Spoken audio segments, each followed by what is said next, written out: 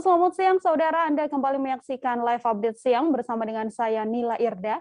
Seperti biasanya kami akan menyajikan beragam informasi terkini dari berbagai daerah yang akan dilaporkan secara langsung oleh wartawan lapangan kami. Kita jelang live update selengkapnya. Kita awali dengan informasi yang pertama, saudara, guna mengatasi kelangkaan minyak, Bulog Kota Solo bekerja sama dengan Dinas Perdagangan Kota Solo. Kedua pihak ini menggelar operasi pasar dengan menyediakan setidaknya 2.400 liter minyak goreng bagi masyarakat. Kegiatan ini berlangsung di Taman Jaya Wijaya Mojosongo pada Rabu 23 Februari 2022 kemarin. Untuk informasi lebih lengkapnya, saudara, sudah ada wartawan Tribun Solo, ada Vincentius Jesta Chandra Ditya di sana, yang akan memberikan informasi lebih lengkapnya untuk Anda. Selamat siang, Vincent. Silahkan dengan informasi Anda. Ya, Tribuners, bisa saya laporkan bahwa Bulog Kota Surakarta dan juga Dinas Perdagangan Kota Surakarta melakukan operasi pasar dengan tujuan melakukan stabilisasi harga minyak goreng yang sempat menjulang tinggi di Kota Solo, serta juga memberikan ketersediaan minyak goreng yang disebut-sebut langka di Kota Solo. Dalam kegiatan ini, Wakil Pimpinan Bulog Kota Solo, yakni Taufik Rahman, menyatakan ada 2.400 liter minyak goreng yang disediakan kepada para masyarakat.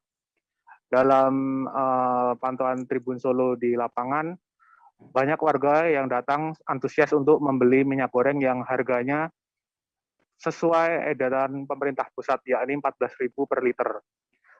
Uniknya dalam pembelian ini, masyarakat diminta untuk mencelupkan jarinya di tinta biru layaknya pemilu.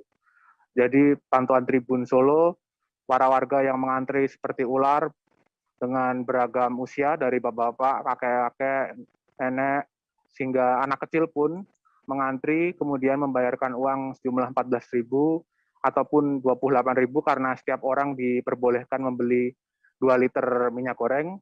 Setelahnya mereka diwajibkan untuk menandai jari mereka dengan tinta biru.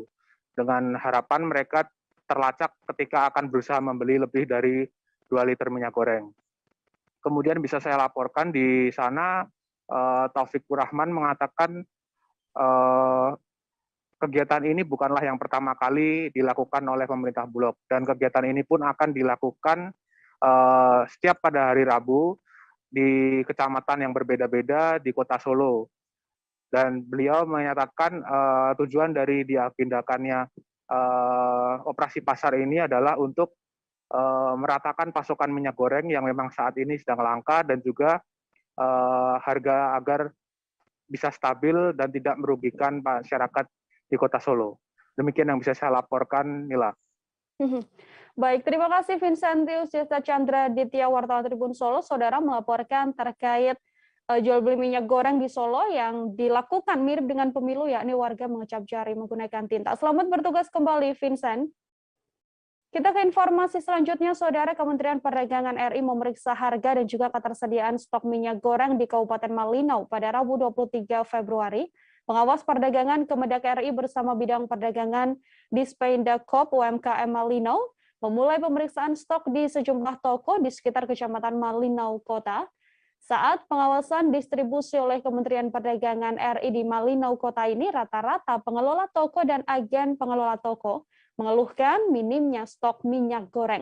Informasi lebih lengkapnya terkait sidak Kemendak ke Pasar Malinau ini, saudara, sudah ada Muhammad Supri, wartawan Tribun Kaltara, yang sudah siap dengan laporannya untuk Anda. Halo, Supri, silakan dengan laporan Anda. Baik, terima kasih rekan Nila dan Tribuners.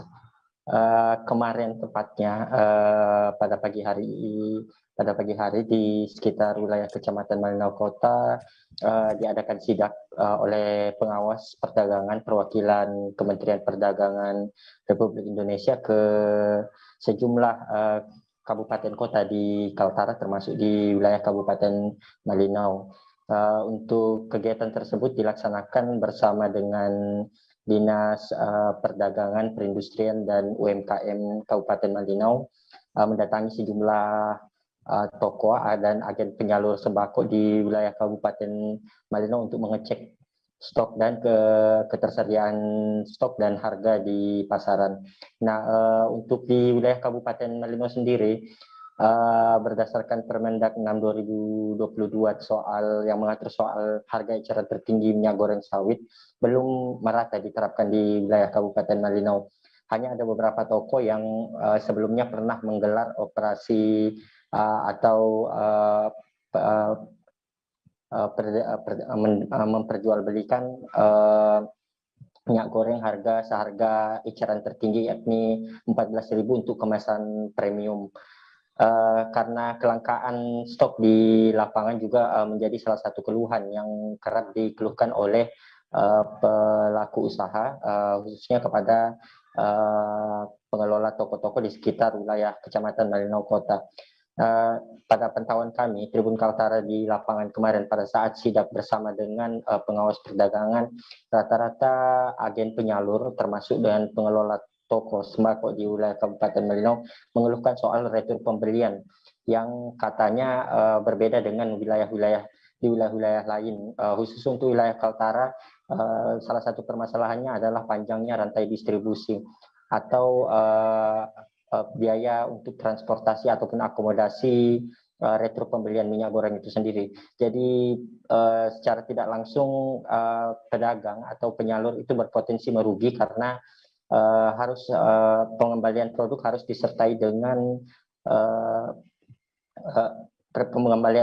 harus disertai dengan retur pembelian, dalam hal ini biaya akomodasi dan transportasi yang di Kabupaten Malinau itu diperoleh dari beberapa wilayah, contohnya di kota tetangga, Kota Tarakan, ada juga yang memperoleh dari ibu kota kabupaten di Tanjung Selor, kemudian ada di ibu kota provinsi Kalimantan Timur di Kabupaten Berau.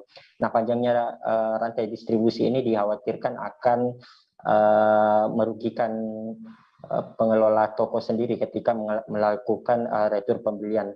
Selain itu, pantauan Tribun Kaltara juga pada saat pemeriksaan kemarin, rata-rata pengelola toko dan agen penyalur mengeluhkan soal kelangkaan stok. Salah satunya penyalur lokal yang menjadi tempat di mana pelaku usaha atau pengelola toko di Kabupaten Malinau memperoleh stok minyak goreng di PT Aneka Jaya. Sebelumnya kami telah mewawancarai pengelolanya, menyatakan bahwa saat ini terhitung sejak bulan kemarin pihaknya sudah tidak mendapatkan pasokan minyak goreng lagi dari beberapa wilayah tempat memperoleh minyak goreng tersebut. Jadi bisa disimpulkan dia menyimpulkan bahwa kemungkinan akan terjadi kelangkaan, apalagi dengan bersamaan diterapkan harga eceran tertinggi. Rata-rata pengelola toko menunggu karena kerugian retur pembelian tersebut, potensi kerugian retur pembelian tersebut, rata-rata pengelola toko menunggu hingga stok kembali pulih, baru kemudian memasok minyak goreng dari supplier-supplier atau distributor yang ada di luar, karena dikhawatirkan ketika meretur pembelian pengelola toko dan agen penyalur berpotensi merugi. Nah, untuk hasil pengawasan dari pengawas perdagangan sendiri menyatakan bahwa tiap toko dan agen penyalur khususnya di kabupaten kota di seluruh Indonesia diwajibkan untuk mengembalikan stok agar nantinya harga minyak goreng kembali stabil. Khusus untuk di Kalimantan Utara, salah satu kendala yang dirasakan adalah panjangnya rantai distribusi, diakui oleh pengawas Kementerian Perdagangan itu sendiri. Ada yang memakan waktu sehari hingga seminggu, bahkan ada beberapa yang memakan waktu hingga 2 pekan.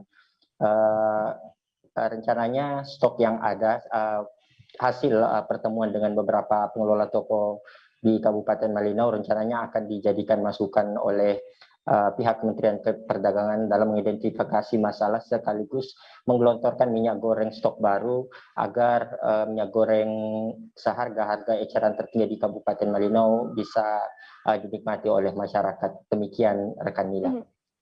Muhammad Supri, saudara wartawan Tribun Kaltara melaporkan terkait stok minyak goreng di Pasar Malinau. Untuk informasi lebih lengkapnya telah terhimpun wawancara dengan pengawas perdagangan Kementerian Perdagangan RI Rangga Diguna dan juga pengelola agen Aneka Jaya Malinau Michelle. Berikut liputannya untuk Anda.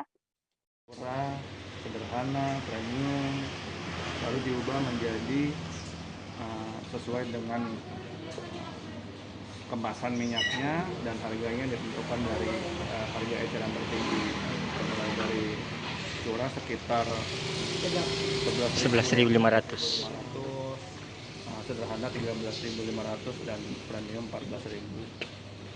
Perbedaannya di situ sih fokusnya. Tapi untuk rafaksinya itu memang masih sama. Jadi ada penggantian harga yang lama digantikan dengan harga yang baru dengan barang yang baru yang sudah kita pastikan seharusnya dari produsen produksinya memang statement Kementerian Perdagangan sebelumnya ya memang ada stok untuk kebutuhan masyarakat. Nah, kita mau pastikan distribusinya ini ke konsumen seperti apa. Kalau stoknya ada kan seharusnya distribusi sampai konsumennya stoknya nggak habis gitu, tetap ada dengan harga yang seharusnya sudah sesuai kan.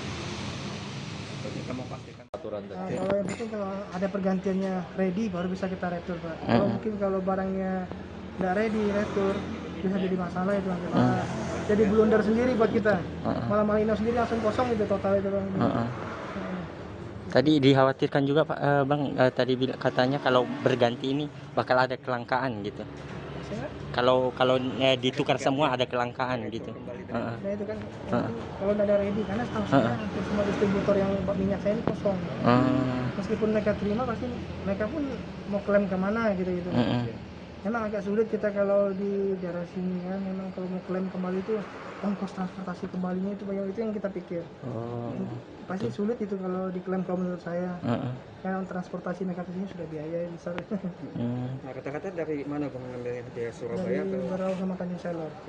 Iya. Tapi asalnya dari Surabaya semua Surabaya itu. semua. Minyaknya dari Surabaya semua. Sama distributornya kita ambil dari Tanjung Selor sama Barau. Sejauh ini Bang, stok yang diperoleh harga menyesuaikan head enggak atau belum ya? Masih harga lama. Masih harga lama. Dijual ke ini agen Pak? Untuk harga lama ini untuk masyarakat Malino itu tidak jadi masalah. Enggak jadi masalah. Nah, jadi nggak pernah ada maksudnya protes atau keluhan tuh nggak ada. Iya. Karena yang penting barang ada kan. Sebenarnya kalau head ini kan jadi ya orang memang ada yang tanya, cuma susah. Kemarin datang itu aja langsung berebutan. Cuma ya kita jatah juga supaya merata dulu Dibatasi gitu. Ya, dibatasi. Pihak kepolisian, saudara menetapkan pasangan suami istri yang menimbun minyak goreng di Walantaka, Kota Serang menjadi tersangka. Sepasang suami istri itu menjadi tersangka, yang mana pelaku menyimpan dan juga penimbun barang pokok melebihi batas maksimal. Selain sepasang suami istri, pengendara mobil sebanyak 2 orang yang juga termasuk pembeli juga turut diamankan oleh kepolisian. Diketahui ada setidaknya 9.600 liter minyak goreng yang diamankan dari rumah Pasutri tersebut. Informasi lebih lengkapnya, saudara, sudah ada Mildaniati, wartawan Tribun Banten di sana, yang akan memberikan informasi lebih lengkapnya untuk Anda. Selamat siang, Milda, silakan dengan laporan Anda terkait penetapan Pasutri yang didapati menimbun minyak goreng ini. Silakan. Ya, halo Tribuners, terima kasih rekan Nila. Dapat dilaporkan bahwasanya Kapolres Serang Kota AKBP Maruli Ahiles Hutapea, beliau sebelumnya sudah mengintai wilayah salah satu kontrakan yang ada di wilayah Walantaka, Kota Serang. Selain itu juga tepatnya pada Selasa malam Rabu, pihak kepolisian Polres Serang Kota berhasil menggerebek rumah tersebut dan mendapati sebanyak 9.600 liter minyak yang ditimbun oleh Pasutri tersebut. Masing-masing tidak hanya itu juga di penyidikan bahwasanya pihak kepolisian telah menetapkan bahwa kedua pasangan suami istri tersebut menjadi tersangka. Selain itu juga atas perbuatannya kedua pasutri tersebut diduga telah melakukan penimbunan terhadap barang tersebut sehingga yang tidak sesuai dengan batas wajar. Selain itu juga pihak kepolisian juga mengamankan supir mobil yang juga pembeli sebanyak 2 orang dan juga keponakan dari pasangan suami istri tersebut. Begitu rekan Nila. Baik, terima kasih Mildaniati, wartawan Tribun Banten atas laporan Anda. Untuk mengetahui informasi lebih lengkapnya, saudara, terhimpun wawancara dengan Kapolres Serang Kota AKBP Maruli Ahiles Hutapea. Berikut liputannya untuk Anda. Terima kasih teman-teman media. Berkat teman-teman media bisa terblow up, bagus pemberitaan dan bisa cepat kita ungkap.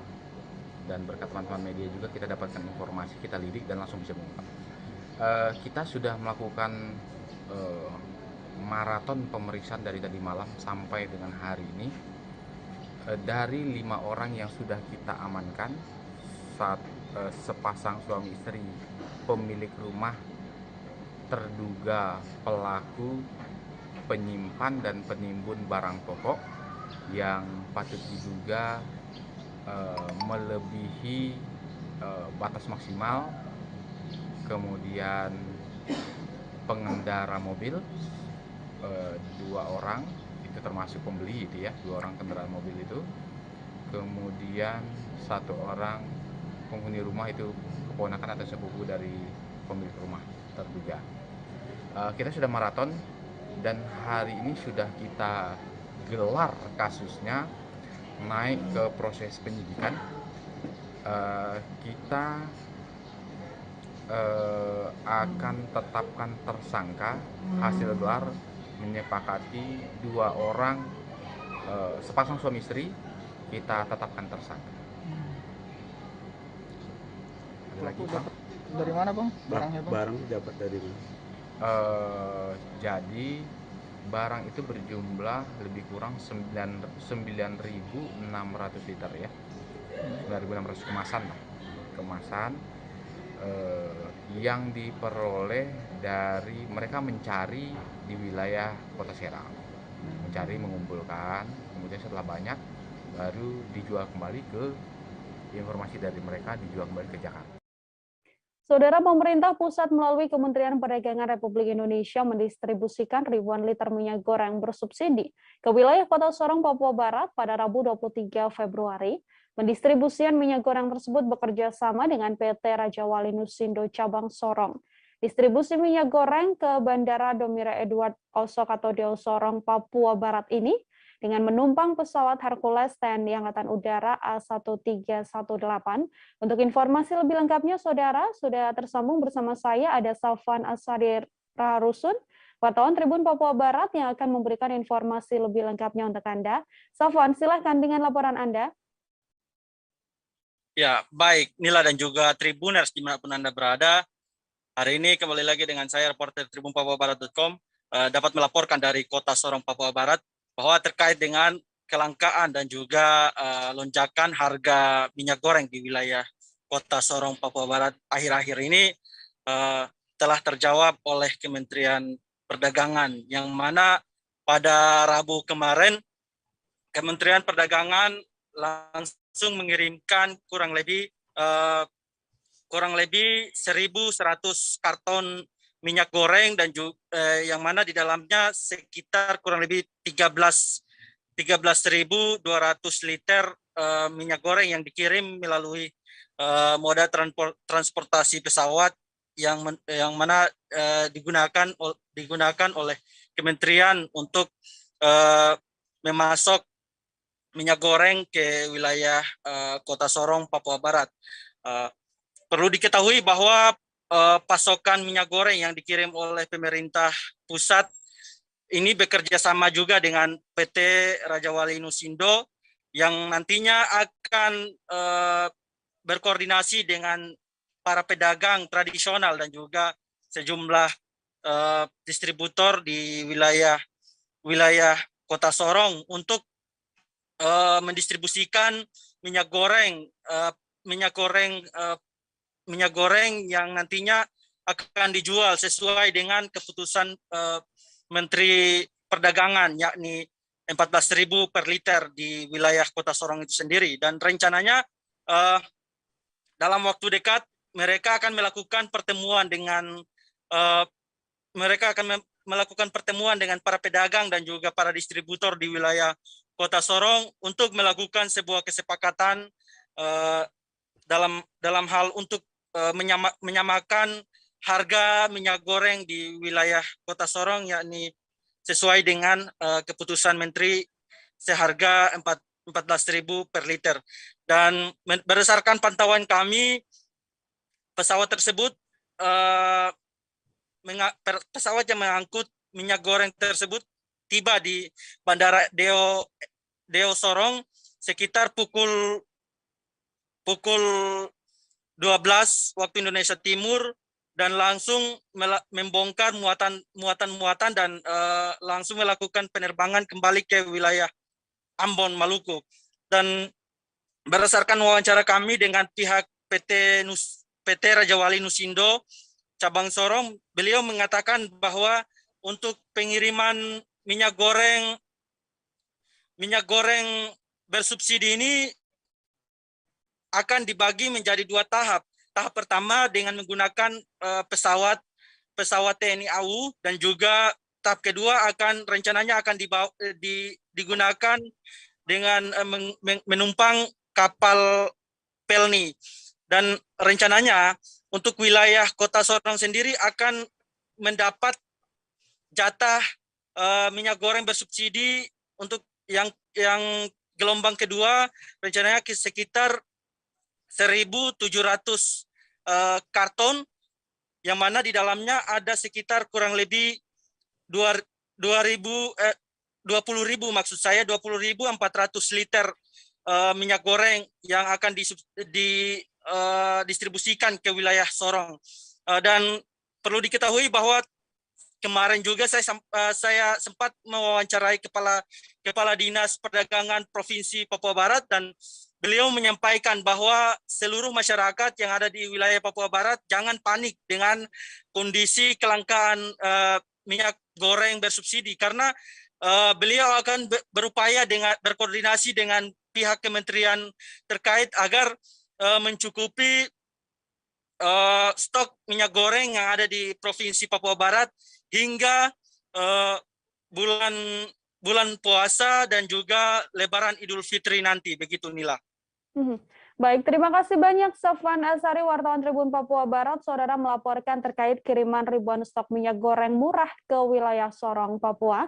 Untuk informasi lebih lengkapnya telah terhimpun wawancara dengan staf Raja Wali Nusindo cabang Sorong, Erwin Patia. Berikut liputannya untuk Anda. Jenis apa? Jenisnya minyak goreng kemasan premium, harganya 14.000. 14.000 ya. Untuk ini berapa karton dan berapa liter di dalam?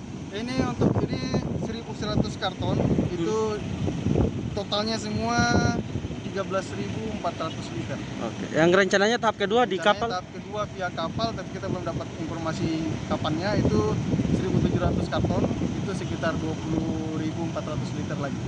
Tahap kedua. Kita jeda sejenak, saudara. Setelah ini masih akan ada beragam informasi lain untuk Anda. Tetap di live update. Oke, apa kabar Bang Aris di sini untuk strateginya? Kalau saya sendiri di Jumip 37 ini yang semalam baru mulai, apa yang dirasakan Kak Fernita? Sebenarnya aku nggak ngerasain penangkapan atau penggerebegan atau apapun itu, karena gini loh, posisinya aku kriteria. Jadi kita mengenal disebut dengan stroke yang tidak berdarah dengan stroke yang berdarah. Stroke yang tidak berdarah itu biasanya ditandai dengan adanya penyumbatan. Kalau itu terjadi di sini mungkin pikirnya tidak ke situ kali ya, tapi kalau di Korea atau di Kamboja itu ada beberapa paper yang saya itu mas, ya dulunya tukang koran. Oh gitu ya, tukang koran. Ya saya baca ya Pak. Tuh kan pernah baca kan? Ya. Jadi kalau saya jadi tanggam itu udah bersyukur banget. Si anak ini dijadikan sebagai tersangka begitu. Ya kalau ini kita bicara yang di luar kasus Sebongombo ya. Dengan nama hujan shower, di mana terdapat batas jelas antara daerah hujan dan tidak hujan yang biasanya terjadi pada fase awal mature stage atau tahap berbahaya itu Kang. Jadi mulai artinya terjadinya perlembekan. Nah itu untuk penetrasi akan sulit begitu ya. Dok saya ini menurut saya memang tidak mudah, bukan urusan tanah diambil. Kalau misalnya Amerika Serikat sekarang, Rasulullah mengatakan dalam sebuah hadis bahwa berpuasa di 6 hari Syawal itu. Oke, apa kabar Bang Aris di sini untuk strateginya? Kalau saya sendiri di Jumip 37 ini yang semalam baru mulai, apa yang saya dirasakan udah Kak Fernita? Sebenarnya aku nggak ngerasain penangkapan atau penggerebegan atau apapun itu, karena gini loh, posisinya kriteria. Jadi kita mengenal disebut dengan stroke yang tidak berdarah dengan stroke yang berdarah. Stroke yang tidak berdarah itu biasanya ditandai dengan adanya penyumbatan. Kalau itu terjadi di sini mungkin pikirnya tidak ke situ kali ya, tapi kalau di Korea atau di Kamboja itu ada beberapa paper yang saya itu mas, ya dulunya tukang koran. Oh gitu ya, tukang koran. Ya saya baca ya Pak. Tuh kan pernah baca kan? Ya. Jadi kalau saya jadi Tanggam itu udah bersyukur banget. Si anak ini dijadikan sebagai tersangka begitu. Ya, kalau ini kita bicara yang di luar kasus hukum. Ada kembali menyaksikan live update bersama dengan saya Nila Irda. Saudara, kita ke informasi selanjutnya. PT Jaya Konstruksi Manggala Pratama menggunakan material bambu sebagai lapisan bawah tanah yang berlumpur atau bawah tanah yang lunak untuk pembangunan sirkuit Formula E. Material bambu dipilih lantaran tahan terhadap air sehingga dapat menahan beban konstruksi. Selain itu, penggunaan material bambu diakui pihaknya juga yang paling sesuai bila mengingat masa waktu pengerjaan sirkuit Formula E yang dijadwalkan hanya 54 hari saja. Informasi selengkapnya, saudara, sudah bergabung bersama saya. Ada wartawan dari Tribun Jakarta, ada Nur Indah Farah di sana yang akan memberikan informasi lebih lengkapnya untuk Anda. Halo, selamat siang. Indah, silahkan dengan laporan Anda. Baik, Nila dan rekan Tribun. Bisa saya sampaikan bahwa kemarin, tepatnya pada Rabu 23 Februari 2022, awak media telah berkunjung ke lokasi lintasan balap atau sirkuit Formula E, di mana di sana kita melihat progres pembangunan yakni sudah mencapai 28,50%.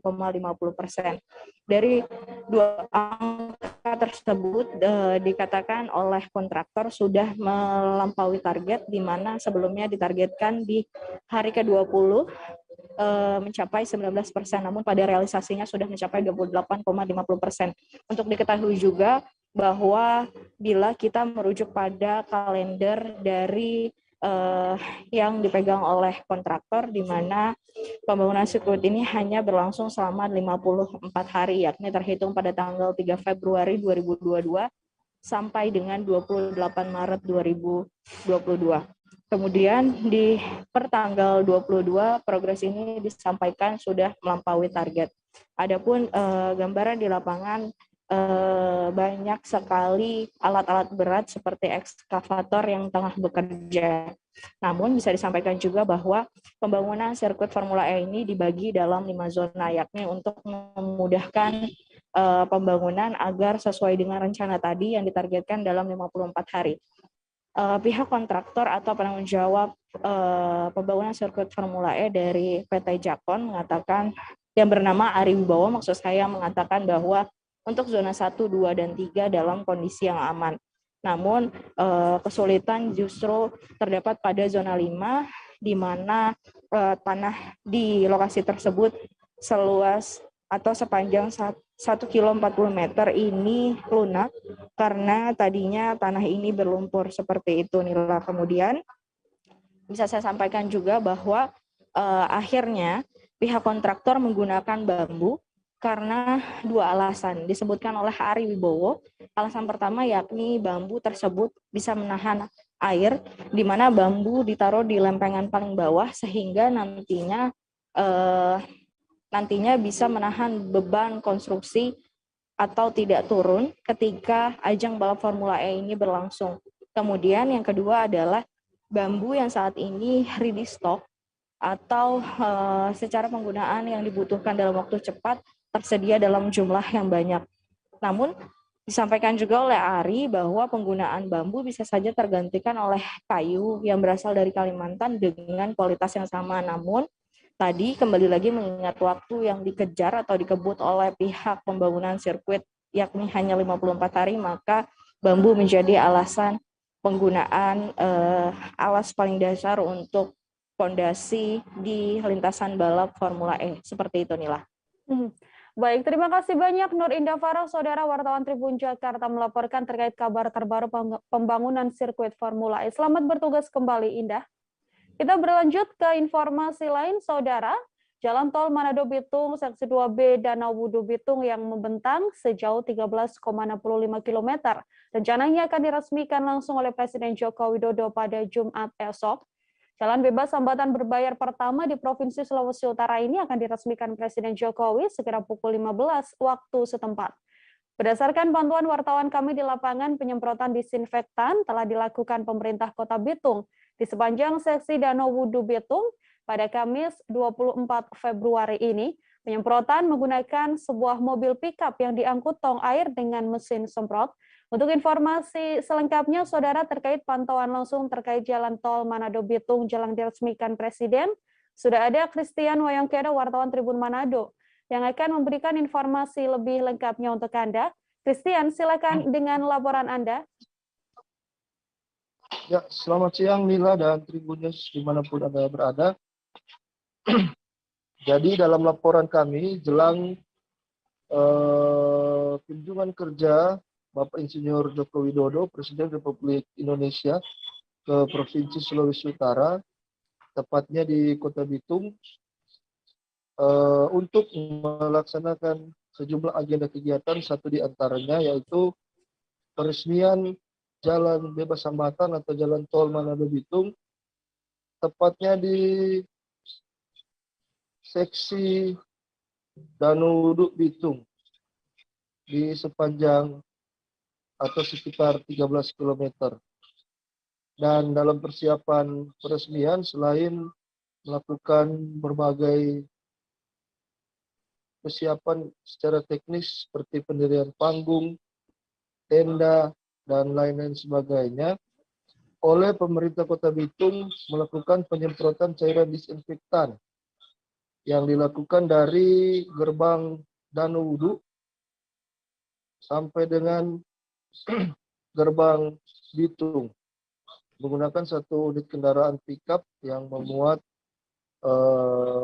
air berisi yang memuat galon berisi campuran cairan disinfektan, dan dilakukan oleh 2 orang personil dari Badan Penanggulangan Bencana Daerah Kota Bitung. Nah, mereka melakukan penyemprotan di sepanjang ruas jalan tol dari segmen Danau Wudu menuju pintu tol Danau Wudu, dan juga beberapa lokasi yang dijadwalkan akan dikunjungi oleh Presiden Republik Indonesia Joko Widodo. Dan menurut Julius Ondang, penyemprotan disinfektan di Kota Bitung ini rutin dilakukan hampir setiap hari, bukan pada saat ada kunjungan kerja Presiden saja, melainkan karena Kota Bitung terus melakukan berbagai penanggulangan pencegahan penyebaran COVID-19. Satu di antaranya dengan melakukan penyemprotan cairan disinfektan oleh petugas yang telah disiapkan. Seperti yang telah dilakukan Kamis kemarin, telah dilaksanakan kampanye penanggulangan metode dan sosialisasi mobile oleh kendaraan puskesmas, kendaraan rumah sakit dan kendaraan dinas kesehatan, serta kendaraan ambulans rumah sakit angkatan laut, serta menggunakan mobil patroli kepolisian dan TNI serta pemerintah Kota Bitung. Balik lagi ke peresmian Jalan Tol Manado Bitung, tepatnya di seksi Danau Wudu Bitung, dijadwalkan akan dilangsungkan pada Jumat besok. Dan untuk jamnya nanti kami akan update. Namun seperti yang kami pantau tadi, penyemprotan akan kembali dilaksanakan pada besok hari. Begitu, rekan Nila. Baik, terima kasih banyak Christian Wayangkeda, wartawan Tribun Manado. Saudara melaporkan langsung terkait pantauan jalan tol Manado Bitung jelang diresmikan oleh Presiden Joko Widodo. Selamat bertugas kembali, Christian. Kita beralih ke informasi selanjutnya, Saudara. Aliansi Organisasi Masyarakat Surabaya melaporkan 2 akun media sosial yang diduga melecehkan KSAD Jenderal TNI Dudung Abdurrahman dan juga institusi TNI Angkatan Darat di gedung SPKT Mapolda Jawa Timur pada Rabu 23 Februari. 2 akun media sosial Facebook ini diduga sengaja memproduksi konten yang cenderung melecehkan. 2 akun media sosial tersebut adalah akun Facebook atas nama Angin Gunung Official dan juga Ama Askar. Diketahui bahwa pelecehan terhadap TNI Angkatan Darat dan juga KSAD Dudung ini juga telah disebarkan dan menyebar di media sosial lain. Untuk informasi lebih lengkapnya sudah ada Luhur Pambudi, wartawan Tribun Jatim, yang akan memberikan informasi lebih lengkapnya untuk Anda, Saudara. Luhur, silakan dengan laporan Anda. Halo, siang Nila. Baik, untuk dapat kami sampaikan mengenai adanya ini pelaporan dari masyarakat, dari Aliansi Organisasi Masyarakat Surabaya, memang sedang melaporkan 2 akun medsos yang diduga melecehkan Kepala Staf Angkatan Darat Jenderal TNI Dudung Abdurrahman dan institusi militer TNI Angkatan Darat di gedung SPKD yang itu sebenarnya terjadi pada kemarin, hari Rabu kemarin. Dan 2 akun yang dilaporkan itu adalah akun yang berasal dari media sosial Facebook. Dan 2 akun ini berinisial AGO dan AA.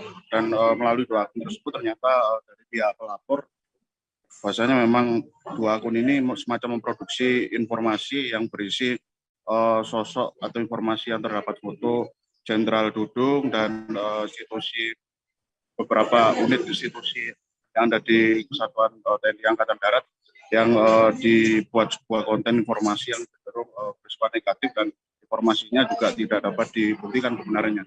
Dan 2 akun parahnya 2 akun ini sejumlah informasi yang cenderung negatif itu yang diproduksi oleh 2 akun itu ternyata juga sempat di-repost, diunggah ulang oleh beberapa akun yang memang bersifat anonim.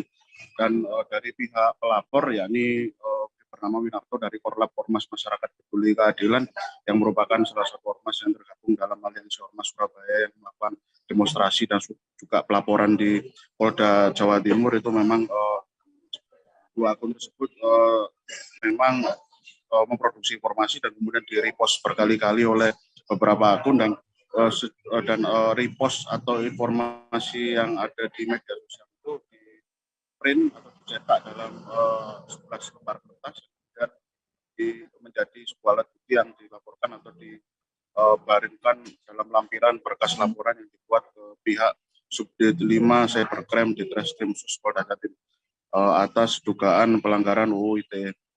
Jadi pihak Winarto dari Korlap Ormas Masyarakat Keadilan dan juga sekaligus dari pihak pelapor atas dugaan pelecehan sosok Jenderal Dudung dan institusi militer Angkatan Darat itu memang ingin pihak kepolisian Polda Jawa Timur untuk segera mengusut 2 akun yang cenderung akan berpotensi memecah belah keamanan dan ketertiban masyarakat yang ada di Jawa Timur ataupun di daerah lain. Dan jadi memang selain melakukan pelaporan itu, perlu kami sampaikan memang dari pihak ormas di Surabaya tersebut juga melakukan aksi demonstrasi yang bertujuan untuk melakukan penekanan terhadap pihak Kapolda Jatim agar segera mengusut tuntas 2 akun medsos yang secara serampangan atau terbilang ngawur untuk memproduksi informasi yang belum terbukti kebenarannya atas sosok Jenderal Dudung ataupun institusi militer TNI Angkatan Darat. Semacam itu nilai yang bisa kami sampaikan terkait. Ya, terima kasih banyak Luhur Pambudi, wartawan Tribun Jatim, Saudara. Untuk mengetahui informasi lebih lengkapnya, terhimpun wawancara dengan Korlap Ormas Masyarakat Peduli Keadilan yakni Winarto. Berikut liputannya untuk Anda. Tujuan kami melaporkan adanya akun. Yang pertama adalah Angin Gunung Official. Yang kedua juga ada perseorangan yang namanya adalah Asma Askar. Yang semua bukti-bukti sudah kita bawa di sini. Ini adalah salah satu akun yang notabene yang kami nilai berpotensi untuk melanggar keutuhan negara Kesatuan Republik Indonesia, khususnya di dalam media sosial, bukan pelanggaran Undang-Undang ITE pasal 27 ayat 1 sampai ayat 3. Isi kontennya apa Pak? Isi kontennya Pak? Sudah jelas bahwa akun ini dia tidak hanya melencengkan, tapi menyampaikan sebuah ujaran kebencian tentang konstitusi negara, sebuah jabatan Kepala Staf Angkatan Darat. Jadi dia tidak hanya mengarah pada sebuah personal Kepala Staf Angkatan Darat tersebut, tapi institusi ini sudah dilecehkan sedemikian rupa. Bukti-buktinya ada di sini semua. Misal bubarkan Puspomat, seperti itu, bubarkan TNI dan lain-lain. Artinya ini ada konstitusi resmi, konstitusi negara yang dilindungi oleh undang-undang, dilindungi oleh putusan presiden. dilindungi oleh peraturan presiden sampai dengan Kementerian Pertahanan. Semua ada mekanismenya. Kalau semuanya seperti ini, negara ini mau jadi apa? Jadi kita di sini tergerak sebagai warga negara, sebagai organisasi masyarakat untuk melaporkan akun-akun seperti ini. Pak, jumlah akunnya berapa Pak yang dilaporkan Pak? Kalau jumlah akunnya 2 atau berapa? Ada 4 sampai 5. Punya, tapi berapa? Akun 4 sampai 5 itu 4 itu kurang lebih yang saya maksud 4 itu adalah secara organisasi. Tapi secara perseorangan ya ini. Ada fotonya sudah jelas ini semuanya. Yang jumlah 4 itu di Instagram atau Telegram Pak? Ada di Facebook, ada di YouTube dan lain-lain, media sosial. Instagram juga ada. Ya. Tim Satgas Cyber Polda Lampung, saudara bekerja sama dengan Ditjen Bea Cukai dan Ditres Narkoba Polda Aceh mengungkap kasus narkotika jenis sabu dengan sindikat jaringan internasional. Dalam kasus ini, tim menangkap 2 tersangka sindikat internasional Indonesia-Thailand. Penangkapan 2 tersangka sindikat internasional ini berdasarkan pengembangan tangkapan tersangka yang ada di Lampung. Untuk informasi lebih lengkapnya ada Joviter Hussein, wartawan Tribun Lampung di sana, yang akan memberikan informasi lebih lengkapnya untuk Anda. Halo, selamat siang. Joviter, silahkan dengan laporan Anda. Ya, baik Nila, bisa saya laporkan untuk pengungkapan 53 kg sabu jaringan internasional Indonesia-Thailand ini berawal dari tersangka sebelumnya yang diamankan pada 2 Januari 2022 lalu. Saat itu kedua tersangka yang berasal dari Bandar Lampung diamankan Direktorat Narkoba Polda Lampung. Selanjutnya dilakukan pengembangan dan akhirnya diketahui bahwa barang tersebut didapat dari 2 orang warga Aceh yang akhirnya ditangkap pada 14 Februari 2002 kemarin. Adapun identitas kedua tersangka yang berasal dari Aceh Tamiang, Provinsi Aceh, yaitu AW dan Beki. Seperti diketahui bahwa AW ini merupakan orang yang memiliki barang tersebut yang didapat dari seorang bandar dari negara Thailand. Nah, untuk modusnya sendiri, AW memerintahkan Beki untuk mengambil 51 bungkus sabu-sabu yang dengan total berat sekitar 53,6 kg di Selat Malaka atau perairan perbatasan antara Indonesia, Malaysia, dan Thailand. Namun barang tersebut akhirnya berhasil diungkap oleh tim gabungan dari Siger Polda Lampung bersama Direktorat Narkoba Polda Aceh dan juga Ditjen Bea dan Cukai. Untuk saat ini aparat kepolisian dan tim Satgas gabungan masih mengincar 2 orang DPO yang menjadi kaki tangan dari tersangka Beki atau anak buah dari tersangka AW. Demikian Nila. Baik, Joviter Hussein saudara melaporkan dari Tribun Lampung. Kita jeda sejenak saudara, setelah ini masih akan ada informasi lain untuk Anda, tetap di live update. Oke, apa kabar Bang Ariski di sini untuk strateginya? Kalau saya sendiri di Jumip 37 ini yang semalam baru mulai, saya udah sebenarnya aku nggak ngerasa itu penangkapan atau penggerebegan atau apapun itu, karena gini loh, posisinya aku kriteria. Jadi kita mengenal disebut dengan stroke yang tidak berdarah dengan stroke yang berdarah. Stroke yang tidak berdarah itu biasanya ditandai dengan adanya penyumbatan. Kalau itu terjadi di sini mungkin pikirnya tidak ke situ kali ya, tapi kalau di Korea atau di Kamboja itu ada beberapa paper yang saya itu Mas, ya, dulunya tukang koran. Oh gitu ya. Tukang koran. Ya, saya baca itu Pak. Tuh kan, pernah baca kan? Ya. Jadi kalau saya jadi tanggam itu udah bersyukur banget. Si anak ini dijadikan sebagai tersangka begitu.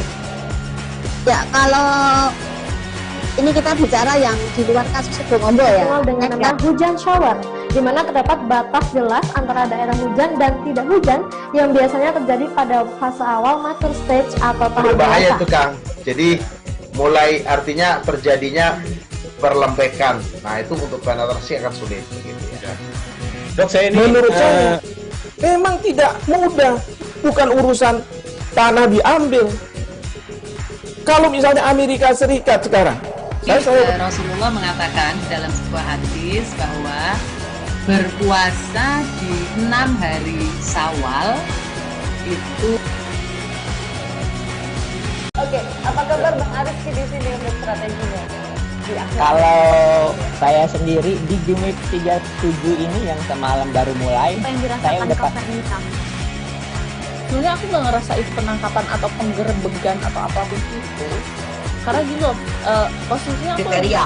Jadi kita mengenal disebut dengan stroke yang tidak berdarah dengan stroke yang berdarah. Stroke yang tidak berdarah itu biasanya ditandai dengan adanya penyumbatan. Kalau itu terjadi di sini mungkin pikirnya tidak ke situ kali ya, tapi kalau di Korea atau di Kamboja itu ada beberapa paper yang Saya itu mas, dulunya tukang koran. Oh gitu ya. Tukang koran. Ya, saya baca itu, Pak. Tuh kan, pernah baca kan? Jadi kalau saya jadi tanggam, itu udah bersyukur banget. Si anak ini dijadikan sebagai tersangka begitu. Ya, kalau ini kita bicara yang di luar kasus Sebongombo ya. Dikenal dengan nama hujan shower, di mana terdapat batas jelas antara daerah hujan dan tidak hujan yang biasanya terjadi pada fase awal mature stage atau tahap Berbahaya dewasa. itu Kang. Jadi mulai artinya terjadinya perlembekan. Nah itu untuk penetrasi akan sulit. Gitu, ya. Dok, saya ini menurut saya memang tidak mudah, bukan urusan tanah diambil. Kalau misalnya Amerika Serikat sekarang, Rasulullah mengatakan dalam sebuah hadis bahwa berpuasa di 6 hari Syawal itu. Oke, apa kabar Bang Ariski di sini untuk strateginya? Kalau saya sendiri di Jumip 37 ini yang semalam baru mulai, Apa yang saya dirasakan udah Kak Fernita? Sebenarnya aku nggak ngerasa itu penangkapan atau penggerebegan atau apapun itu, karena gini loh, Masih bersama dengan Sanila Irda, saudara, Anda kembali menyaksikan live update siang. Puluhan rumah milik warga di Desa Sumberkarya dan Desa Paduraksa, Kecamatan Suku Tengah, Lakitan, Ulu Trawas, Kabupaten Musirawas, rusak parah diterjang angin kencang puting beliung yang terjadi pada Rabu 23 Februari malam. Beberapa warga terluka akibat tertimpa reruntuhan rumah yang ambruk diterjang angin puting beliung.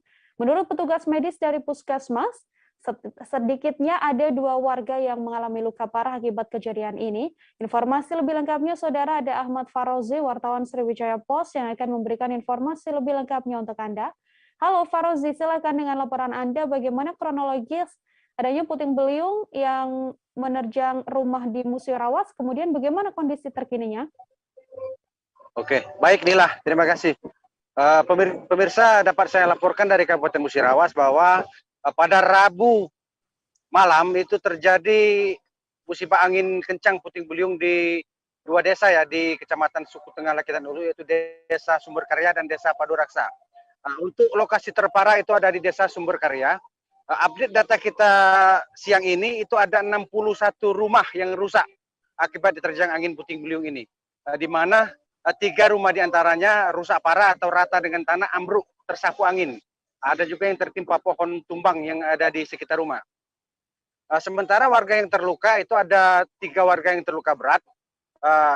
Itu di bagian kepalanya tertimpa reruntuhan rumah, ada yang mengalami 14 jahitan, ada juga yang 6 jahitan. Demikian Nila. Baik, terima kasih banyak Ahmad Farozi atas informasi Anda, dan untuk mengetahui informasi lebih lengkapnya, saudara, telah terhimpun wawancara dengan Kepala Pelaksana BPBD Darsan. Berikut liputannya untuk Anda. Siapa yang kena musibah puting beliung ini? Ada 2 desa. Bisa disebutkan? Desa Sumberkarya dan Desa Paduraksa. Yang terbanyak di mana, Pak? Yang terbanyak di Desa Sumberkarya ini. Berapa unit rumah yang rusak di sini? Sekitar 31 rumah. Oke, oh, sisanya di Paduraksa, Pak ya? Ya. Waktu itu? Apa yang Bapak lakukan waktu itu? Tidak apa-apa. Di rumah? Iya, cuman sedang istirahat. Sedang istirahat terus? Iya. Dengar suara itu seperti guru. Nah, saya melompat. Kemana, Pak? Keluar rumah terus? Iya. Ya saya mengucapkan Allah Akbar. Iya. Kita beralih ke informasi selanjutnya, saudara. Warga Desa Ujung Tano, Kecamatan Trumon, Kabupaten Aceh Selatan harus dilarikan ke rumah sakit seusai diserang oleh buaya. Dan korban dikabarkan putus karena diterkam buaya kala mengambil kangkung di Sungai Hitam Trumon pada Rabu 23 Februari. Meski mengalami luka, korban selamat dari gigitan buaya setelah berusaha keras untuk melawan serangan hewan tersebut. Informasi lebih lengkapnya, saudara, ada wartawan Serambi News, ada Taufik Zas di sana yang akan memberikan informasi lebih lengkapnya untuk Anda. Taufik, silakan dengan laporan Anda. Bagaimana kondisi terkini dari korban seusai diterkam oleh buaya? Oke, terima kasih rekan Nila. Dapat kami laporkan bahwa Hasanuddin, warga Desa Ujung Tanoh, Kecamatan Trumon, Kabupaten Aceh Selatan, diserang buaya di Sungai Klung Hitam yang ada di desa tersebut pada Rabu sekira pukul 15.30 WIB. Berdasarkan informasi yang diterima Serambi, saat kejadian korban hendak memetik sayur kangkung di sungai tersebut. Namun naas dari balik tanaman air itu muncul seekor buaya yang langsung menerkam lengan bagian kanan korban. Beruntung korban dapat melepas dari gigitan buaya tersebut dengan kondisi lengan yang tercabik-cabik dan langsung dilarikan oleh masyarakat sekitar ke puskesmas terdekat untuk mendapatkan pertolongan. Setelah sempat dirawat di puskesmas tempat, selanjutnya korban dirujuk ke Rumah Sakit Umum Daerah Dr. Yulidin Awai Tapatuan untuk mendapatkan perawatan intensif. Informasi yang diterima Serambi, saat ini korban masih menjalani perawatan di Rumah Sakit Zainal Abidin. Demikian, rekan Nila. Ya, Taufik Zah, saudara wartawan Serambi News melaporkan terkait adanya seorang warga yang diterkam buaya dan kabar terkini warga tersebut sudah mendapatkan perawatan di rumah sakit. Terima kasih Taufik atas informasi Anda. Kita beralih ke informasi selanjutnya, saudara. Seorang pria ditemukan tewas di sebuah jurang di Pamekasan dalam kondisi tubuhnya terlilit oleh kabel. Tak hanya itu, korban juga diketahui dalam keadaan tidak berbusana. Berdasarkan hasil otopsi, didapati bahwa korban meninggal dunia karena tersetrum listrik. Hal ini juga dilihat dari bekas luka bakar pada bagian tangan dan juga dada korban. Informasi selengkapnya ada Kuswanto Ferdian, wartawan Tribun Madura, yang akan memberikan informasi lebih lengkapnya untuk Anda. Kuswanto, silakan dengan laporan Anda, bagaimana kronologis penemuan jasad seorang pria yang diduga dibuang ke jurang ini? Baik, terima kasih rekan Nila. Selamat siang seluruh penonton Tribun News di seluruh Indonesia. Saya Kuswanto Ferdian, reporter tribunmadura.com akan melaporkan peristiwa kejadian jasad laki-laki yang ditemukan di dalam jurang Palesangker. Kemarin sekitar pukul 16.30, tepatnya pukul 4:30, warga Desa Palesangker digegerkan dengan adanya penemuan jasad laki-laki tanpa pakaian dan di tubuhnya terlilit kabel begitu. Nah, jasad laki-laki ini diketahui bernama Abdul Qadir, warga Dusun Angsoka Timur, Desa Palengaan Daya, Kecamatan Palengaan. Jasad ini masih berusia 27 tahun. Nah, penemuan jasad ini ditemukan oleh dua warga Desa Palesangker saat melewati pematang sawah. Saat itu keduanya terkejut ketika melihat adanya jasad laki-laki yang ditemukan di bawah jurang tanpa mengenakan pakaian dan hanya mengenakan celana jeans warna biru dongker, celana pendek. Berdasarkan hasil identifikasi yang sudah dilakukan dari pihak kepolisian, di bagian celana jeans dari jasad pria ini juga ditemukan sebilah pisau yang masih menyangkut di celana jeansnya begitu. Dan di bagian tubuh korban ini, di bagian tubuh jasad ini terdapat lilitan kabel yang meneliti seluruh tubuh daripada si jasad pria ini. Nah, saat dibawa ke RSUD Smart Pamekasan oleh pihak Reskrim Polsek Pegantenan, diketahui bahwa jasad laki-laki ini meninggal karena tersetrum aliran listrik saat mencari bonsai. Karena berdasarkan keterangan dari adik korban, begitu kakaknya ini pamit 2 hari lalu kepada adiknya setelah salat asar. Pamitnya dia tidak tahu kemana, namun dalam keseharian si korban ini, berdasarkan pengakuan keluarga, memang suka tanaman hias atau tanaman bonsai. Nah, diduga kuat ditemukannya jasad laki-laki di bawah jurang ini kemungkinan tersetrum arus listrik karena berdasarkan hasil otopsi itu di bagian tubuh korban terdapat luka bakar, sejumlah luka bakar, dan juga di bagian tangan korban juga terdapat sejumlah luka bakar begitu.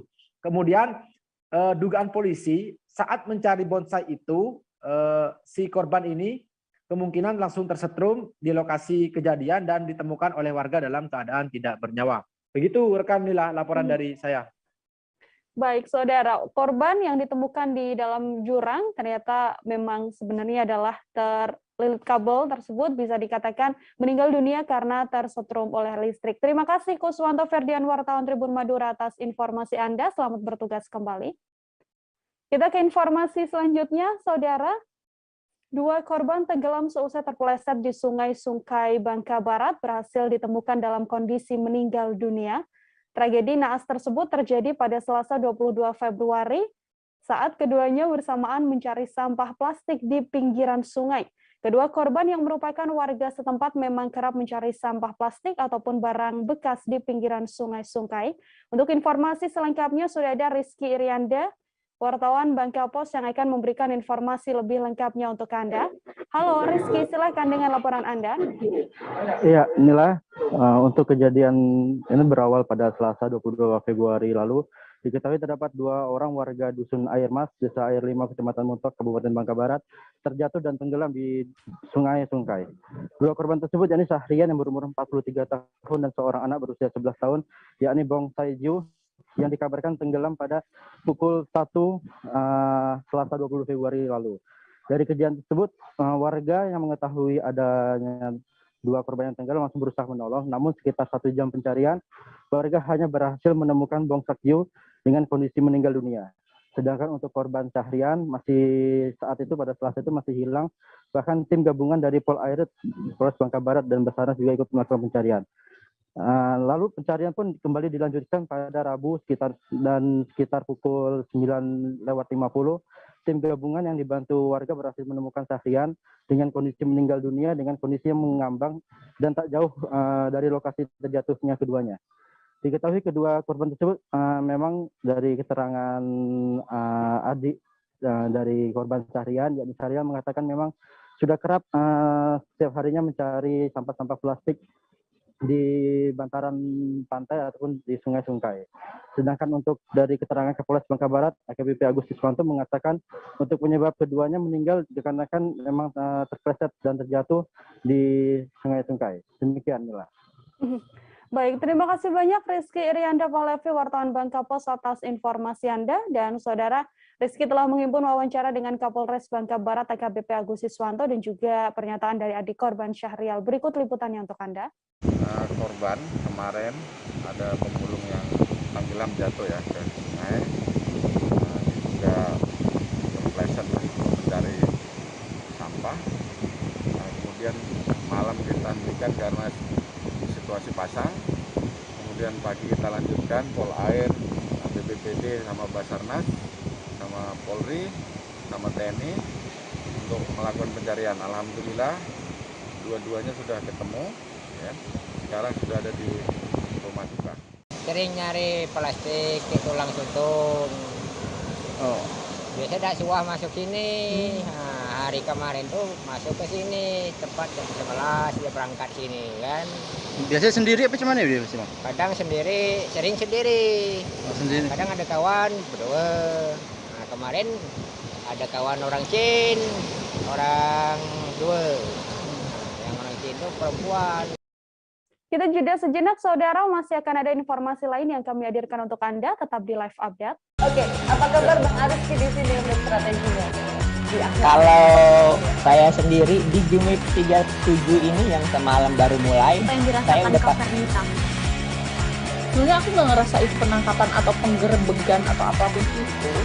Karena gini loh, posisinya aku kriteria. Jadi kita mengenal disebut dengan stroke yang tidak berdarah dengan stroke yang berdarah. Stroke yang tidak berdarah itu biasanya ditandai dengan adanya penyumbatan. Kalau itu terjadi di sini mungkin pikirnya tidak ke situ kali ya. Tapi kalau di Korea atau di Kamboja itu ada beberapa paper yang saya itu Mas, ya, dulunya tukang koran. Oh gitu ya. Tukang koran. Ya, saya baca itu Pak. Tuh kan pernah baca kan? Ya. Jadi kalau saya jadi tanggam itu udah bersyukur banget. Si anak ini dijadikan sebagai tersangka begitu. Ya, kalau ini kita bicara yang di luar kasus Sebongombo ya. Dengan nama hujan shower, di mana terdapat batas jelas antara daerah hujan dan tidak hujan yang biasanya terjadi pada fase awal mature stage atau tahap berbahaya dewasa. itu Kang. Jadi mulai artinya terjadinya perlembekan. Nah itu untuk penetrasi akan sulit. Gitu ya. Dok, saya ini menurut saya memang tidak mudah. Bukan urusan tanah diambil. Kalau misalnya Amerika Serikat sekarang. Anda kembali menyaksikan live update, saudara. Kita beralih ke informasi selanjutnya. Intensitas hujan disertai angin kencang di Kuningan mengakibatkan pohon tumbang yang terjadi di Kecamatan Cibimbing, Kuningan, Jawa Barat. Seorang warga pun dikabarkan tewas seusai tertimpa pohon yang tumbang kala angin kencang menerjang. Saat kejadian, korban diketahui sedang mencari rumput untuk hewan peliharaannya. Informasi lebih lengkapnya terkait kronologis kejadian ini sudah ada Ahmad Rifai, wartawan Tribun Cirebon, yang akan memberikan informasi lebih lengkapnya untuk Anda. Halo Rifai, silahkan dengan laporan Anda. Halo Nila. Ya, halo Nila. Baik, Rifai, silahkan dengan laporan Anda bagaimana kronologis tewasnya seorang warga yang tertimpa pohon kala adanya angin kencang di Kuningan ini. Baik, dapat saya sampaikan untuk warga desa Bantar Panjang, Kecamatan Cibingbin yang tertimpa pohon hingga mengakibatkan meninggal dunia di tempat. Itu kejadiannya saat hujan turun disertai angin kencang, sehingga pohon di jalur tersebut ataupun di jalan desa itu mengakibatkan roboh alias tumbang, sehingga saat kejadian warga yang diketahui bernama Kusno itu melintas dan tertimpa pohon tumbang saat hujan berlangsung. Begitu Nila. Baik, kemudian Rifai untuk evakuasi yang dilakukan terhadap korban kemudian seperti apa pada saat ditemukan oleh warga? Untuk evakuasi sebelumnya dilakukan oleh BPBD Kabupaten Kuningan yang melibatkan TNI Polri di Koramil ataupun tingkat kecamatan di Cibingbin. Awal kejadian diketahui warga meninggal dunia di lokasi itu dilakukan saat warga hendak melakukan bersih-bersih pohon tumbang ataupun dahan daripada pohon yang tumbang berserakan di jalan desa tersebut. Tidak lama dalam penyisiran sampah dedaunan tadi, Kusno ditemukan tergeletak hingga mengejutkan warga sekitar dan melakukan pelaporan dan juga dilakukan evakuasi dari BPBD, TNI, polisi. Begitu, Nila. Baik, terima kasih banyak Ahmad Rifai, wartawan Tribun Cirebon atas informasi Anda. Selamat bertugas kembali, Rifai. Kita ke informasi selanjutnya, Saudara. Jembatan Ubi Uja Kecil ambruk seusai adanya hujan lebat di Palue Sikal sejak Senin 21 Februari malam. Jembatan tersebut menghubungkan desa Rokirole dan juga Nitunglea di Kecamatan Palue, Kabupaten Sikal, Flores, Nusa Tenggara Timur. Potongan video detik-detik ambruknya jembatan tersebut juga turut terekam kamera amatir warga. Informasi lebih lengkapnya ada Nofri Fuka, wartawan Tribun Flores di sana yang akan memberikan informasi lebih lengkapnya untuk Anda. Nofri, silahkan dengan laporan Anda. Halo Nila, selamat siang. Baik, sekitar tanggal 22 Februari yang lalu, media tribunflores.com di mana menerima video durasi pendek 24 detik terkait dengan robohnya jembatan di Palue yang menghubungkan wilayah desa Rokirole dan desa Nitunglea. Adapun letak rusaknya jembatan tersebut berada di Kecamatan Palue. Perlu diketahui bahwa Kecamatan Palue itu merupakan suatu daerah yang berisi daerah kepulauan yang dalam masuk wilayah Kabupaten Sika. Adapun jembatan tersebut dikerjakan pada tahun 2021 dengan menggunakan dana APBD 2 Kabupaten Sika sebanyak 900 juta rupiah. Adapun perihal penyebab kerusakan atau robohnya jembatan tersebut dikarenakan hujan yang mengguyur daerah tersebut berlangsung sekitar tanggal 21 malam sampai dengan tanggal 22 Februari. Sehingga alhasil dikarenakan hujan yang lebat itu mengakibatkan rusaknya beton di jembatan tersebut. Dan adapun juga saksi yang saat itu berada di tempat kejadian bernama warga desa tersebut bernama Vincentius juga mengungkapkan bahwa jembatan tersebut saat ini tidak bisa digunakan. Soalnya jembatan tersebut dalam kondisi rusak berat.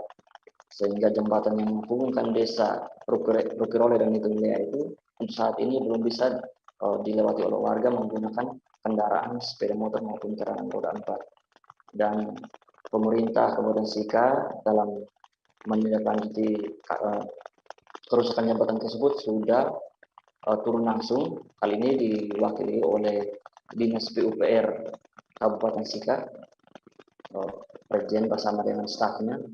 Mereka sudah turun ke lokasi sekitar tanggal 23 Februari yang lalu untuk meninjau kerusakan serta mendata hal-hal yang terkait dengan kerusakan jembatan tersebut. Dan ya, menurut informasi yang diperoleh dari salah satu kontraktor yang bekerja di situ bertanggung jawab atas jembatan itu, diungkapkan bahwa penyebab kerusakan jembatan tersebut dikarenakan jembatan tersebut masih dalam proses pemeliharaan.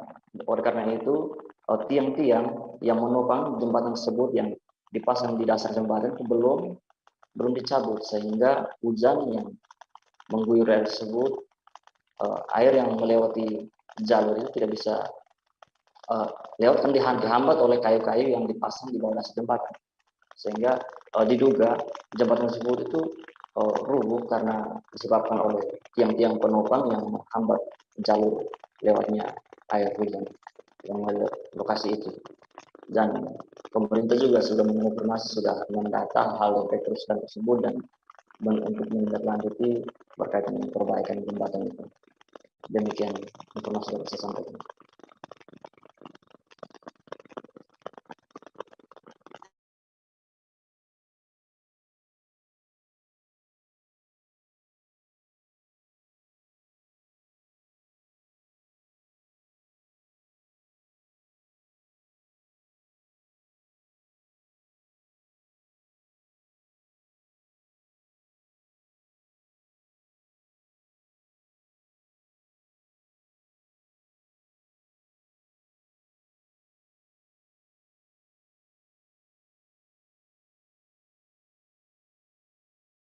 Oke, apa kabar Bang Ariski di sini untuk strateginya?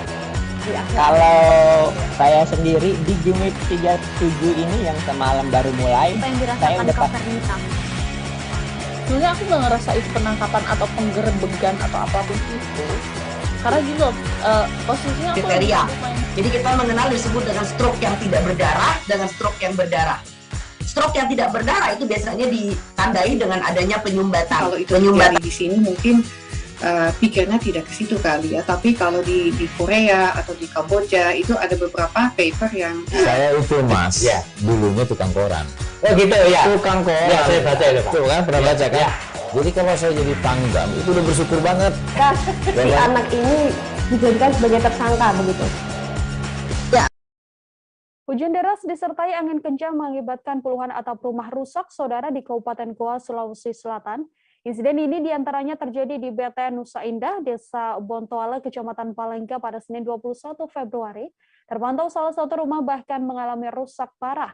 Hampir seluruh atap rumahnya diterbangkan oleh angin puting beliung. Maksud saya, untuk mengetahui informasi lebih lengkapnya, ada wartawan Tribun Timur Sayyid Zulfadli di sana yang akan memberikan informasi lebih lengkapnya untuk Anda. Halo Sayyid, silakan dengan laporan Anda.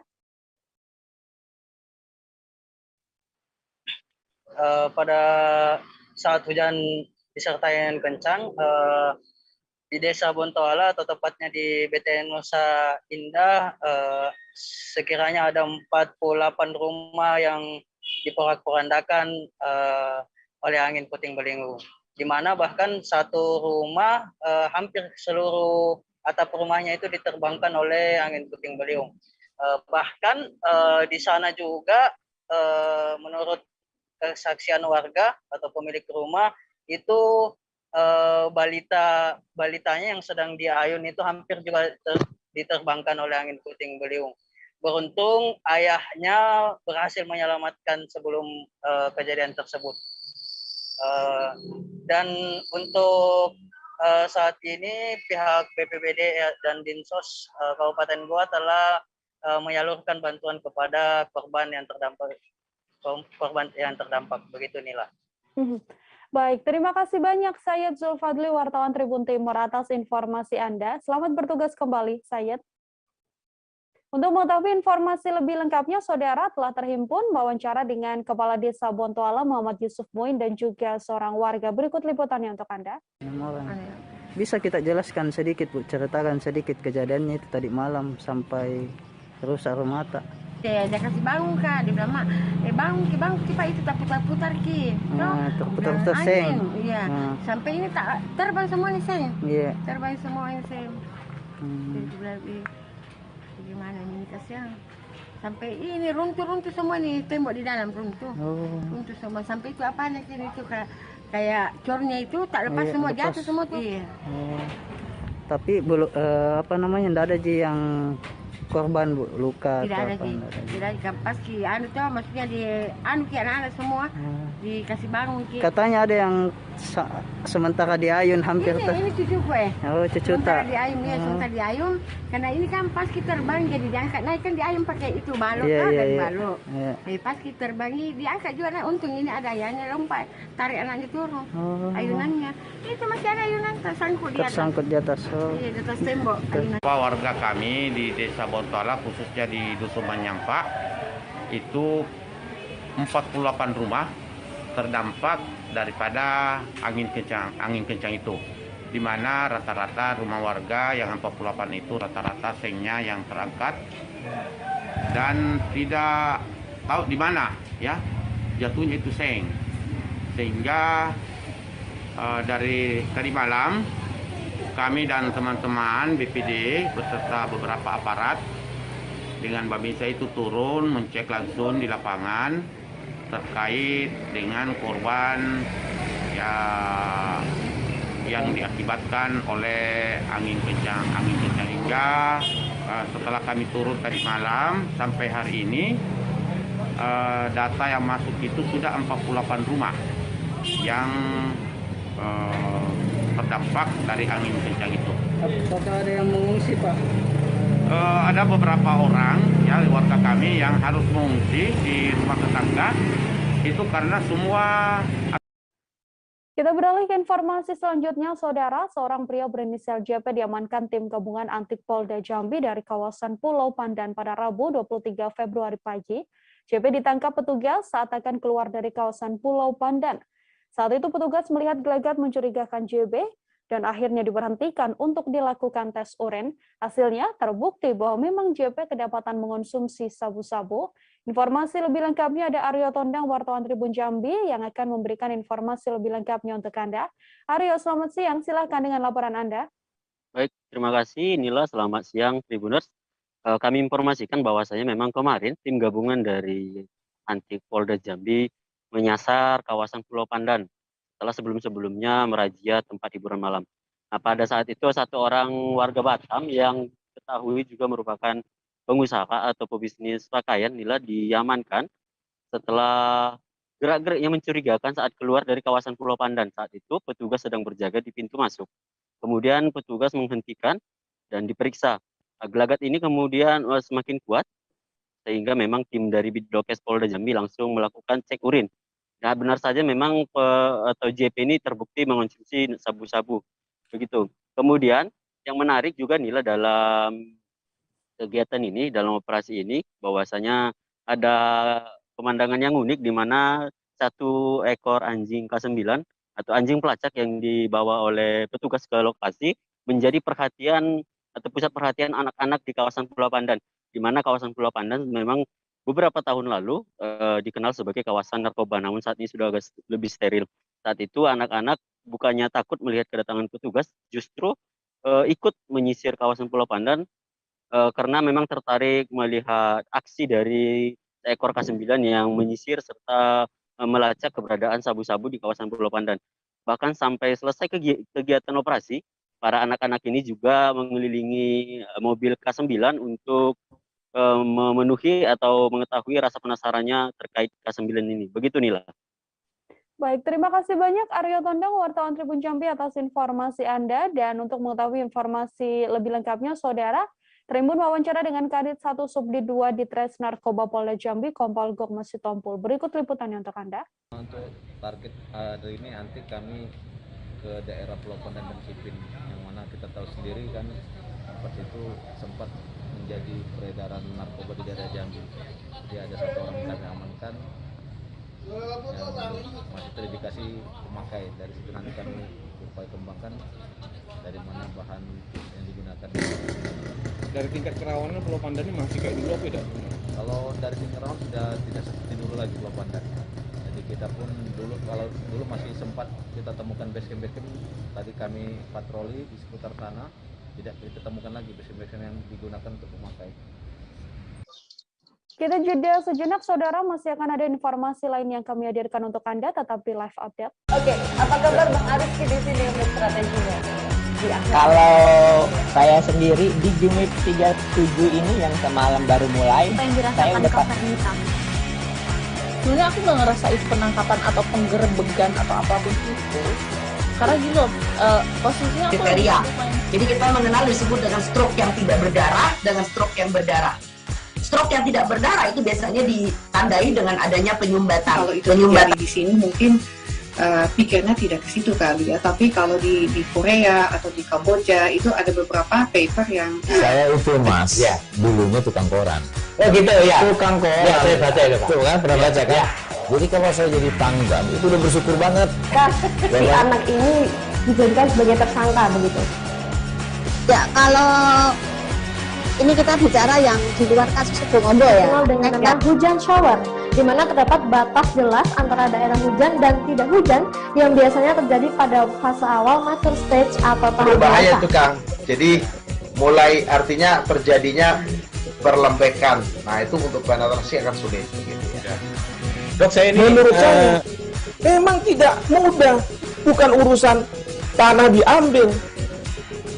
Kalau misalnya Amerika Serikat sekarang, Rasulullah mengatakan dalam sebuah hadis bahwa berpuasa di 6 hari Syawal itu. Oke, apa kabar Bang Ariski di sini untuk strateginya? Kalau saya sendiri di Jumip 37 ini yang semalam baru mulai, saya udah sebenarnya aku nggak ngerasa itu penangkapan atau penggerebegan. Anda kembali menyaksikan live update siang bersama dengan saya Nila Yarda. Kita beralih ke informasi selanjutnya, saudara. Serikat Buruh di Sumatera Utara menyampaikan kegelisahannya terkait kebijakan jaminan hari tua pada DPRD Sumatera Utara pada Rabu 23 Februari. Melalui Ketua Partai Buruh Kota Medan, pihaknya mengaku tidak setuju dengan wacana Presiden bahwa Permenaker tersebut akan direvisi. Mereka menuntut agar aturan itu sepenuhnya dicabut. Pasalnya uang JHT adalah milik buruh dan bukan berasal dari pemerintah. Informasi lebih lengkapnya, saudara, sudah ada Goklas, wartawan Tribun Medan, yang akan memberikan informasi lebih lengkapnya untuk Anda. Halo, selamat siang Goklas, silahkan dengan laporan Anda. Ya, halo, selamat siang Nila. Jadi semalam sekitar siang hari itu serikat buruh dari puluhan organisasi buruh yang ada di Sumatera Utara menggelar demonstrasi tepatnya di depan gedung DPRD Sumatera Utara untuk menyampaikan kegelisahan mereka bahwa Permenaker nomor 2 tahun 2022 yang dimana mengatur mengenai tentang JHT dibatasi 56 tahun itu menuai problematik dari para buruh karena mereka menganggap bahwa uang JHT itu adalah uang buruh, lantas kenapa sampai diatur sedemikian rupa. Nah, kenapa tidak mengacu pada aturan yang sebelumnya saja? Dan mereka juga menganggap bahwa di masa pandemi ini banyak sekali buruh yang terkena PHK, sehingga bila aturan tersebut diberlakukan, maka banyak buruh yang sangat dirugikan seperti itu. Nah, adapun demonstrasi itu didatangi oleh ratusan para buruh di Sumatera Utara dan mendapat respon positif sebenarnya dari pihak DPRD tersebut, bahkan dari beberapa fraksi seperti Nasdem, PDIP, dan juga Demokrat dan yang lainnya itu justru sampai secara simbolis mengkoyak salinan dari undang-undang ataupun dari Permenaker nomor 2 tahun 2022 ke publik bahwa sikap dari DPRD Sumut sendiri juga menolak terkait dengan adanya aturan tersebut yang dianggap merugikan para buruh yang ada di seluruh Indonesia. Nah, mereka pun pada akhirnya nanti akan melakukan ataupun menyurati Presiden dan juga Kementerian agar dapat segera merevisi aturan tersebut. Sebenarnya selain daripada soal JHT, buruh juga menyampaikan keluh kesah mereka yang lainnya seperti masih banyaknya buruh yang belum didaftarkan di BPJS Ketenagakerjaan itu sekitar 61% itu buruh, 51% buruh belum dilakukan di BPJS Ketenagakerjaan. Oleh karena itu, buruh menganggap menteri yang sekarang, Menteri Ketenagakerjaan itu harus fokus ke hal tersebut, dan mereka menganggap menteri yang sekarang kurang berkinerja untuk mesejahterakan buruh. Nah, itu yang bisa dapat saya sampaikan, Nila. Sekian. Terima kasih Goklas, wartawan Tribun Medan, Saudara melaporkan. Untuk mengetahui informasi lebih lengkapnya, sudah ada pernyataan dari Ketua Partai Buruh Kota Medan, yakni Tony. Berikut liputannya untuk Anda. Ya, hari ini kami elemen pekerja buruh di Provinsi Sumatera Utara yang terdiri dari 22 serikat kerja serikat buruh tergabung dalam aliansi Buruh Sumatera Utara melawan Permenaker jahat 56 tahun. Ya, hari ini kami menyatakan bahwa kami akan terus melakukan perlawanan terhadap Permenaker ini sampai Permenaker ini dicabut. Kami tidak setuju wacana Presiden Republik Indonesia, Presiden Jokowi yang menyatakan bahwa Permenaker ini akan direvisi. Kami meminta Permenaker ini harus dicabut karena uang jihad yang di Permenaker ini adalah uang buruh, tidak 1 sen pun ada uang pemerintah. Ya, yang kedua, kami meminta agar Menteri Tenaga Kerja Ida Fauzidia dicabut, dicopot, atau dipecat. Karena beliau ini sejak menjabat menjadi Menteri Tenaga Kerja, tidak satu pun kebijakannya yang benar-benar berkeadilan dan mesejahterakan pekerja buruh di Indonesia. Kami meminta agar Menteri Tenaga Kerja fokus untuk mengurusi soal kepesertaan BPJS. Ya, karena data yang kami dapat di Sumatera Utara, hanya ada 49% peserta BPJS. Ada 51% yang tidak menjadi peserta BPJS. Itu adalah pekerja buruh yang terdata. Ada 80% pekerja buruh di perusahaan yang mungkin tidak tercover menjadi peserta BPJS. Harusnya Menteri Tenaga Kerja itu fokus mengurusi pekerja buruh yang tidak didaftarkan menjadi peserta BPJS. Puluhan pengendara yang melintas di Jalan Ayani Mampari, Kecamatan Batu Mandi, Saudara, terjaring giat pemeriksaan vaksinasi yang dilakukan oleh anggota Polres Balangan.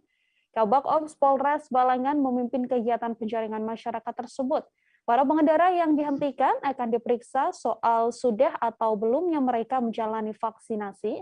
Untuk informasi selengkapnya ada wartawan Banjarmasin Pos, ada Isti Rohayanti di sana yang akan memberikan informasi lebih lengkapnya untuk Anda. Halo Isti, silakan dengan laporan Anda.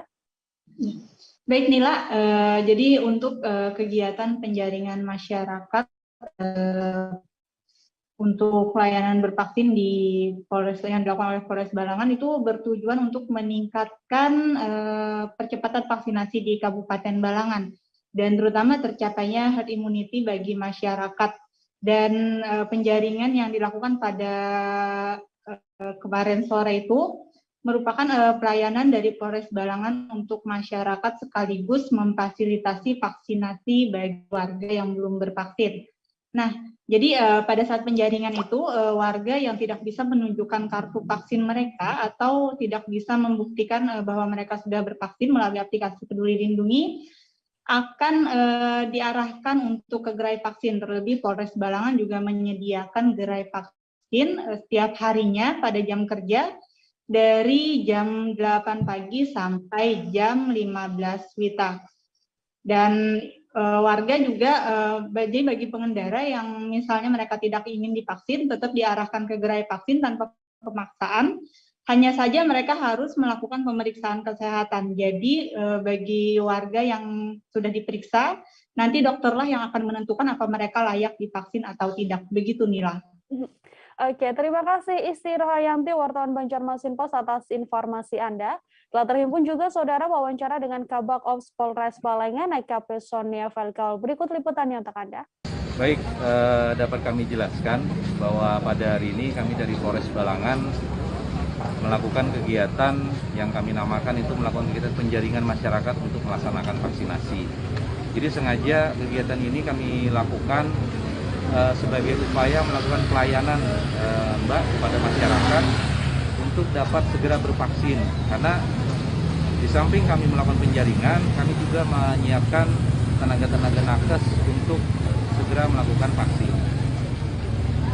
Ini bagaimana kalau misalnya ada masyarakat yang menolak untuk divaksin? Apakah akan tetap disarankan bervaksin atau seperti apa? Betul, jadi begini, teknis kami saat ada setiap masyarakat kami akan melakukan pengecekan kartu vaksinasi. Terkait kalau ada penolakan, kami akan tetap menyarankan kepada yang bersangkutan untuk melakukan pemeriksaan kepada dokter. Jadi bukan kita yang menganggap diri kita sakit, tapi silakan ada dokter yang melakukan pemeriksaan, sehingga kalau memang dari dokter menyatakan itu tidak bisa dilakukan vaksinasi, maka yang bersangkutan kami persilakan kembali untuk setelah sehat nanti ke sini atau ke tempat lain melaksanakan. Kita beralih ke informasi selanjutnya, Saudara. Dinas Kependudukan dan Pencatatan Sipil Kota Jayapura menggelar nikah dan juga sidang itsbat massal bagi 75 pasangan di Kota Jayapura. Dalam acara ini, Wali Kota Dr. Ben-Hur Tomimano juga hadir bersamaan dengan akhir periode masa kepemimpinannya. Momen kali ini menjadi spesial bagi setidaknya 50 pasangan muslim yang melangsungkan pernikahan secara sipil dan 25 pasangan yang menjalani sidang itsbat massal. Informasi lebih lengkapnya sudah ada wartawan Tribun Papua, ada Aldi Bimantara di sana yang akan memberikan informasi lebih lengkapnya untuk Anda. Aldi, silakan dengan laporan Anda. Baik Nila dan juga Tribuners dari Kota Jayapura, Papua, tepat sekali Dinas Kependudukan dan Pencatatan Sipil Disdukcapil Kota Jayapura melaksanakan nikah atau ijab kabul dan sidang itsbat massal bagi 75 pasangan di Kota Jayapura, Papua. Berdasarkan pantauan kami di lapangan, Nila dan juga Tribuners, kegiatan nikah massal tersebut berlangsung di Aula Siansyor Kantor Wali Kota Jayapura di Jalan Balai Kota Nomor 1 Entrop, Distrik Jayapura Selatan, Kota Jayapura, Papua. Setidaknya ada 75 pasangan yang mendaftarkan diri untuk mengikuti nikah massal tersebut. Dan ini Nila dan juga Tribuners dapat saya informasikan bahwa dalam giat nikah massal kali ini, Disdukcapil Kota Jayapura menyediakan mahar dan juga uang saku begitu bagi para pasangan yang telah melangsungkan pernikahan secara massal. Dan ini juga tentunya merupakan salah satu proses tertib administrasi bagi warga Kota Jayapura, Papua. Nila dan juga Tribuners, berdasarkan wawancara singkat kami bersama dengan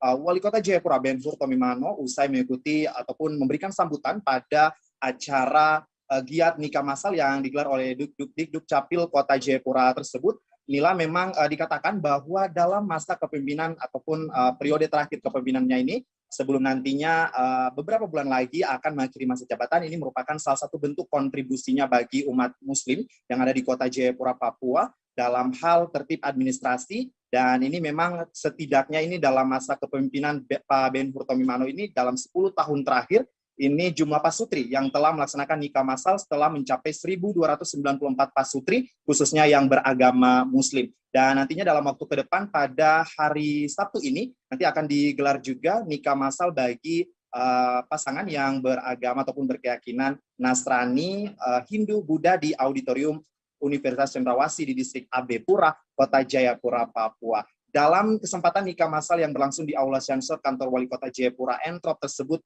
juga diikuti oleh pasangan tertua dengan umur mempelai pria mencapai 62 tahun dan wanita berusia 34 tahun. Nila, demikian untuk sementara yang dapat saya laporkan terkait dengan giat nikah massal yang diselenggarakan oleh Dukcapil pemerintah Kota Jayapura. Untuk sementara kembali ke Nila di studio. Aldi Bimantara, wartawan Tribun Papua, Saudara, melaporkan langsung dari Jayapura, Papua. Untuk mengetahui informasi lebih lengkapnya telah terhimpun wawancara dengan Kepala Disdukcapil Kota Jayapura, Raymond J. Mandibondibo. Berikut liputannya untuk Anda.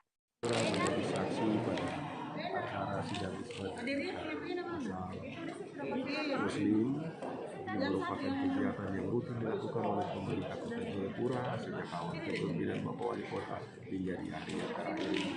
Dengan program pemerintah ini sudah jelas bahwa pemerintah ini membahagiakan masyarakat, membantu warga, memfasilitasi sehingga warga yang kebetulan saat ini ada kendala mungkin dari sisi biaya dan lain-lain dapat difasilitasi oleh pemerintah Kota Jayapura melalui kegiatan ini. Karena kegiatan ini mahar, administrasi pernikahannya dan lain-lain segalanya ini ditanggung oleh pemerintah Kota Jayapura dengan harapan memberikan kebahagiaan bagi penduduk Kota Jayapura yang sudah hidup bersama ataupun misalkan secara agama maupun pemerintah. Harapan bahwa kota tadi guna terwujudnya warga keluarga muslim di Kota Jayapura yang sakinah, mawaddah dan warohmah. Itulah harapan kita bersama, dan kita berharap semua warga Kota Jayapura yang muslim yang belum melakukan pencatatan secara resmi oleh negara akan dapat melaporkan, sehingga pemerintah akan membantu karena pemerintah hadir untuk membantu masyarakat. Pada hari ini dilakukan 75 pasangan, 25 pasangan akan sidang isbat dan 50 pasangannya akan. Kita ke informasi terakhir, Saudara. Menteri Komunikasi dan Informatika RI Johnny G. Plate menyapa para peserta pelatihan bahasa Inggris penerima beasiswa. Peninjauan dilakukan di Auditorium Unwira Kupang pada Rabu 23 Februari. Selepas peresmian gedung rektorat kampus tersebut, Johnny G. Plate pun mengucapkan selamat pada para peserta yang mengikuti pelatihan ini. Informasi lebih lengkapnya, Saudara, sudah ada Irfan Hoy, wartawan Pos Kupang di sana, yang akan memberikan informasi lebih lengkapnya untuk Anda. Irfan, silahkan dengan laporan Anda. Ya, Nila, selamat siang. Dapat saya laporkan berkaitan dengan kunjungan kerja Menteri Komunikasi dan Informatika di Nusa Tenggara Timur kemarin dari pagi hingga sore hari, tepatnya di kampus Universitas di Unwira Kupang, Nila dan Tribuners. Berkaitan dengan ini, Menteri Johnny dan juga rombongan bersama dengan pihak rektorat dan Wakil Gubernur Nusa Tenggara Timur berkesempatan menyapa para peserta program studi bahasa Inggris, program beasiswa yang sedang dijalankan di kampus itu. Ketika berdialog dengan para peserta di auditorium milik rektorat Unwira itu, Menteri Johnny menyampaikan agar para peserta dan juga yang melaksanakan program tersebut agar terus dan juga tekun dalam belajar bahasa Inggris, karena menurut dia ke depannya fokus setidaknya ada 10 aktivitas digital yang akan dikerjakan. Tentunya program-program itu merupakan program dengan bahasa Inggris, sehingga para peserta yang sudah mendapatkan pelatihan ini diharapkan agar dapat mengikutinya dengan serius, dan juga Menteri Johnny membeberkan bahwa ke depan akan dibangun salah satu tempat atau pusat penyimpanan data skala nasional di kawasan Indonesia Timur di Labuan Bajo, dan dibutuhkan para leadership, dan juga para pelatih-pelatih ataukah para instruktur yang cakap dalam berbahasa Inggris, sehingga para peserta yang ada diharapkan ke depannya dan juga Unwira nantinya bisa bekerja sama untuk mendukung program nasional itu dalam menyediakan sumber daya manusia yang bisa mendukung adanya program skala nasional itu. Menteri Johnny juga menyampaikan, Nila dan Tribuners, bahwa selain program bahasa Inggris yang diikuti saat ini, ada juga program yang digagas oleh Kementerian Komunikasi dan Informatika, program Akabri namanya. Program ini bekerja sama dengan beberapa universitas ternama di dunia. Nantinya para peserta tidak langsung terjun ke universitas berkaitan, tetapi bisa mengikuti pelatihan dan juga bisa mengikuti beberapa kegiatan secara daring. Nantinya akan diberikan sertifikat online. Nah, dengan harapan ke depannya bahwa para SDM yang sudah terbentuk ini bisa memaksimalkan potensi sumber daya yang ada di Indonesia, khususnya di NTT, sehingga program-program ke depannya tidak lagi membawa ataukah mendatangkan sumber daya dari luar. Sebagai informasi, Nila dan Tribuners, bahwa Menteri Johnny kemarin itu datang ke NTT sekaligus melihat salah satu pembangunan satelit Satria yang ada di Kabupaten Kupang. Selain itu, dia juga meresmikan aula rektorat milik Unwira dan juga aula serbaguna yang ada di kampus tersebut, Nila dan Tribuners. Demikian. Oke, terima kasih Irfan Hoy, wartawan Pos Kupang, atas laporan Anda. Selamat bertugas kembali. Informasi tadi, saudara, sekaligus menutup perjumpaan kita dalam live update kali ini.